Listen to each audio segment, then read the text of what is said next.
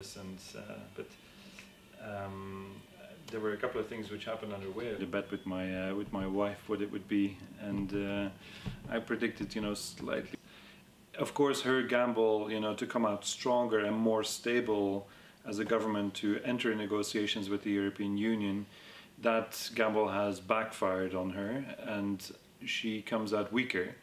It remains to be seen whether she will indeed stay in power, whether her own party members will allow her to, and whether she will be able to form a government. That Corbyn is now benefiting from the fact that there's no one else on the political scene. Of course, it's, however, not in the interest of the European Union and the European Commission to have a weak negotiating partner that is incredible towards its own electorate.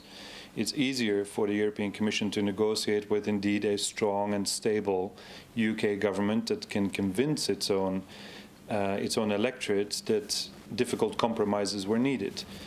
And those compromises will have to be found in a very complex negotiation on the exit of Britain from the European Union. Or contra EU. Yeah, of course. I mean, Macron won on pro-EU, but I think the election outcome suggests that the scenario for a hard Brexit is now being softened in a sense, because coalition compromises will have to be made on the UK side and will be less hard in the positioning, of course, vis-à-vis the European Union.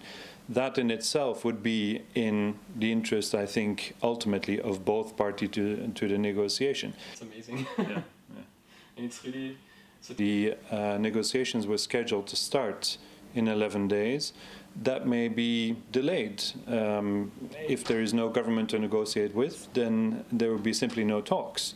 And that begs the question whether the 2-year time limit, which has been set out under the treaty, and which Theresa May set ticking as a clock when she triggered the famous Article 50 procedure for withdrawal of the UK, it is questionable whether that period of time will be sufficient in order to strike a good deal. It will happen.